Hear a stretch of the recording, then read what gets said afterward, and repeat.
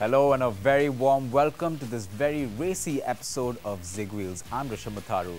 Now we all know that the Indian Grand Prix is just around the corner. Perfect time then to put together a little something special to whet your Formula One appetite. Check out what's on the show. If there's anything you wanted to know about the Indian Grand Prix, here's where you find out. F1 fever hits India big time. We meet a world champion. There's of course a lot more to a Grand Prix weekend than just the racing. We check out everything around the Singapore Grand Prix.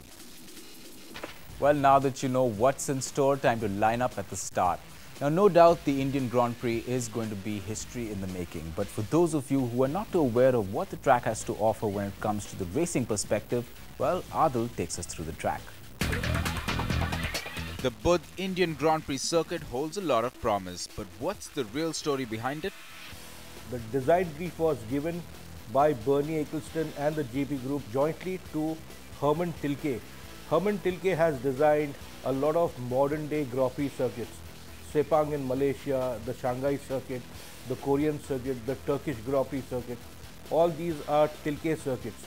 But what he has done here is a circuit where I think has some of the best elements of the Turkish circuit as well as Shanghai and Malaysia, and we will have an amalgam of very fast straights, a lot of tight turns as well as fast sweeping corners, plus a lot of elevation drops. I think this should be Tilke's masterpiece. The key points to be looking at for the drivers per se is the sheer elevation drops on the straight. Coming out of turn 2 and turn 3 and you hit the long straight. The straight is almost about a kilometer in length. It's one of the longest, if not the longest in Formula One today.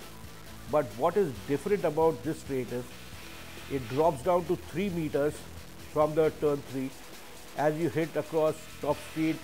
Then it climbs up another 12 meters, and this elevation change is something phenomenal. Grand Prix drivers, when they sit in their cars, they are almost prone.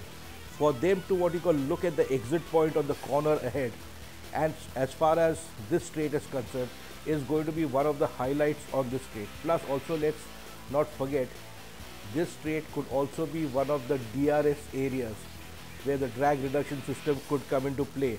A lot of slipstreaming can happen, and also from about 320 kilometers per hour, these guys will be braking just about 50 meters before the corner into turn 4.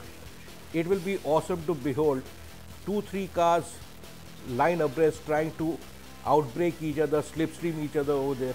This is going to be one of the focal points of the Budh International Circuit. What about overtaking opportunities? What are the best corners to look out for? I think the complex which is there about turns 10, 11, a lot of double apexes are there.